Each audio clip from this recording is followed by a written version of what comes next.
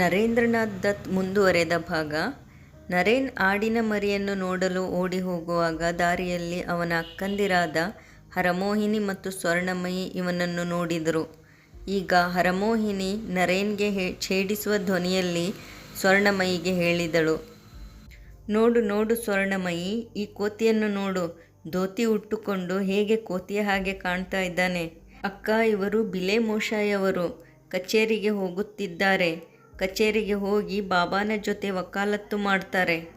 ಹರಮೋಹಿನಿ ಮಾತಿಗೆ ಜೋಡಿಸಿ ಹೇಳಿದಳು, ಮತ್ತು ಜಡ್ಜ್ ಇವರಿಗೆ ಒಂದು ಕುರ್ತಾ ಕೂಡ ಕೊಡ್ತಾರೆ.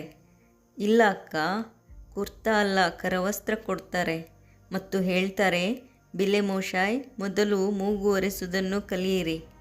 ಅಕ್ಕಂದಿರ ಹೀಗೆ ಗೇಲಿ ಮಾಡುವುದು ನರೇಂದ್ರನಿಗೆ ಇಷ್ಟ ಆಗಲಿಲ್ಲ. ಅವನಿಗೆ ಧೋತಿ ಉಡಿಸಿದ್ದರೆ ಅದರಲ್ಲಿ ನನ್ನದೇನು ತಪ್ಪಿದೆ ಅಂತ ಅಂದುಕೊಳ್ತಾ ಇದ್ದ ಮತ್ತು ಕೂಗಿ ಹೇಳಿದ, ಅಕ್ಕ. ಹರಮೋಹಿನಿ ಹೇಳಿದಳು, ಏನು ಬಿಲೆ ಮೋಶಾಯ್, ಏನು ಕಚೇರಿಯಲ್ಲಿ ವಕಾಲತ್ತು ಮಾಡೋದಿಲ್ವಾ? ಜಡ್ಜ್ ಆಗ್ತೀರಾ? ಈಗ ನರೇನ್ಗೆ ಅವನ ಸಿಟ್ಟು ತಡೆಯಲು ಆಗಲಿಲ್ಲ ಮತ್ತು ಆವೇಶದಿಂದ ಹೇಳಿದ, ಅಕ್ಕ, ನನಗೆ ಕಾಡಿಸ್ಬೇಡ, ಇಲ್ಲ ಅಂದ್ರೆ ಏನಪ್ಪ? ಸ್ವರ್ಣಮಯಿ ಈಗ ಸವಾಲಿನ ಹಾಗೆ ಕೇಳಿದ್ಲು. ಹರಮೋಹಿನಿ ಸೇರಿಸಿ ಹೇಳಿದ್ಲು, ಇಲ್ಲ ಅಂದ್ರೆ ಬಿಲೆ ಮೋಶಾಯ್ ಧೋತಿ ಹರಿದು ಬಿಡ್ತಾರೆ. ಅಕ್ಕ. ಈಗ ಸ್ವರ್ಣಮಯಿ ತನ್ನ ಕೈಯಲ್ಲಿರುವ ಗೊಂಬೆಯನ್ನು ನೋಡಿ ಹೇಳಿದ್ಲು, ಸುಮ್ಮನಿರು, ಬಿಲೆ ಮೋಶಾಯ್ಗೆ ಕಾಡಿಸ್ಬೇಡ ಅಂತ ಹೇಳಿ ನಕ್ಳು. ಈಗ ನರೇನ್ ಅವಳ ಕೈಯಿಂದ ಆ ಗೊಂಬೆಯನ್ನು ಕಸಿದುಕೊಂಡು ಓಡಿ ಹೋದ. ಇಬ್ಬರು ಅಕ್ಕಂದಿರು ಅವನ ಹಿಂದೆ ಓಡಿ ಹೋದರು, ಆದರೆ ಅವನನ್ನು ಹಿಡಿಯುವುದು ಅಸಂಭವವಾಗಿತ್ತು. ಮೂವರು ಹಿಂದೆ ಮುಂದೆ ಓಡುತ್ತಾ ಅವರು ಮನೆಯ ಹೊರಗೆ ಓಡಿದ್ರು. ಹರಮೋಹಿನಿ ಅಂದುಕೊಂಡಿದ್ದಳು, ಅವನು ಮನೆಯ ಹೊರಗೆ ಓಡಲು ಆಗದೆ ಮನೆಯ ಮುಂದೆ ಇರುವ ಚಿರಂಡಿಯ ಹತ್ತಿರ ಅವನು ಸಿಕ್ಕೇ ಸಿಗುತ್ತಾನೆ ಅಂದುಕೊಂಡಿದ್ದಳು. ಅವಳಿಗೆ ಏನು ಗೊತ್ತು, ಅದು ಯಾವುದೋ ಅವನಿಗೆ ಅಡೆತಡೆ ಇಲ್ಲ ಅಂತ. ಅವನು ಓಡಿ ಹೋಗಿ ಸೀದಾ ಆ ಚರಂಡಿಯಲ್ಲೇ ನಿಂತು ಬಿಟ್ಟ.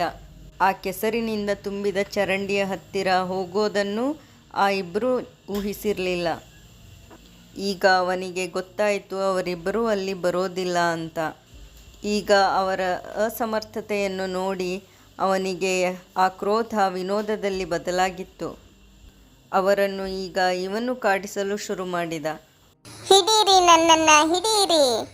ಬಿಲೆ ಮೋಶಾಯ್ ವಕೀಲನೂ ಅಲ್ಲ, ಜಡ್ಜ್ ಕೂಡ ಅಲ್ಲ. ಬಿಲೆ ಮೋಶಾಯ್ ಕಳ್ಳ. ಬಿಲೆ ಮೋಶಾಯ್ಗೆ ಮೂಗು ಒರೆಸಿಕೊಳ್ಳಲು ಬರದಿದ್ದರೂ ಗೊಂಬೆ ಕಸಿದುಕೊಳ್ಳಲು ಬರುತ್ತದೆ. ಹಿಡೀರಿ ನೋಡೋಣ. ಈಗ ಅವನಿಗೆ ಹೊಸ ಆಟ ಸಿಕ್ಕಂತಾಗಿತ್ತು. ಅವನು ಕುಣಿಯುತ್ತಾ ಅಣಗಿಸುತ್ತಿದ್ದ. ಅಕ್ಕ, ಹಿಡಿ, ನನ್ನ ಹಿಡಿ. ಆದರೆ ಇಬ್ಬರೂ ನಿಂತಲ್ಲೇ ನಿಂತಿದ್ದರು. ಅವರಿಬ್ಬರೂ ಅಸಹಾಯಕರಾಗಿ ಅಳುವ ಹಾಗೆ ಮುಖ ಮಾಡಿದ್ರು. ಸ್ವರ್ಣಮಯಿ ಹೇಳಿದ್ಲು, ಇರು, ಬಾಬಾಗೆ ಹೇಳಿ ನಿನಗೆ ಹೊಡಿಸ್ತೀನಿ. ಹೊಸ ಧೋತಿ ಉಟ್ಟು ಚರಂಡಿಯಲ್ಲಿ ಹೋಗಿದ್ದೀಯಾ? ಧೋತಿ ಗಲೀಜು ಆಗೋದಿಲ್ವಾ? ಹೀಗೆ ಹೇಳಿ ಅವರು ಮನೆಯ ಒಳಗೆ ಹೋಗಲು ತಿರುಗಿದ್ರು.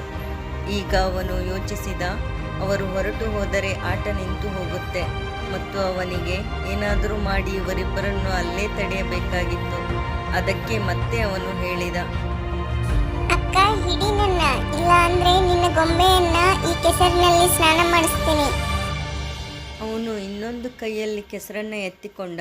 ಸ್ವರ್ಣಮಯಿ ಅಂದಳು, ಛೀ ಛೀ, ಗಲೀಜು, ಎಷ್ಟು ಗಲೀಜಿದ್ದಾನೆ, ಕೆಸರನ್ನು ಹಿಡಿಯುತ್ತಾನೆ. ನನ್ನ ಹತ್ತಿರ ಬಾ, ನಿನ್ನ ಮುಖಕ್ಕೂ ಕೆಸರು ಹಚ್ಚುತ್ತೇನೆ. ಓಹ್ ಬಾಬಾ, ಇವನಂತೂ ದುಷ್ಟ ಆಗಿಬಿಟ್ಟಿದ್ದಾನೆ. ಹರಮೋಹಿನಿ ಅವಳನ್ನು ರಮಿಸುತ್ತಾ ಹೇಳಿದಳು, ನೀನು ಸುಮ್ಮನಿರು ಸ್ವರ್ಣಮಯಿ. ಇವನು ನಮ್ಮ ಗೊಂಬೆಗೆ ಏನಾದರೂ ಮಾಡಿದರೆ ಇವನು ಕಟ್ಟಿರುವ ಕೋತಿಯನ್ನು ಬಿಚ್ಚಿಬಿಡ್ತೀನಿ. ಇವನ ನವಿಲನ್ನು ಓಡಿಸುತ್ತೇನೆ ಮತ್ತು ಇವನ ಬಿಳಿಯ ಅವುಗಳನ್ನಂತೂ ನಾನು ಸಾಯಿಸೇ ಬಿಡ್ತೀನಿ. ಅಕ್ಕನ ಮಾತುಗಳನ್ನು ಕೇಳಿ ಅವನ ಮನಸ್ಸಲ್ಲಿ ಸಂಕಟದ ಗಂಟೆ ಹೊಡೆಯಿತು. ಒಂದು ವೇಳೆ ಅಕ್ಕ ಹೇಳಿದ ಹಾಗೆಯೇ ಮಾಡಿದರೆ ಹೇಗೆ?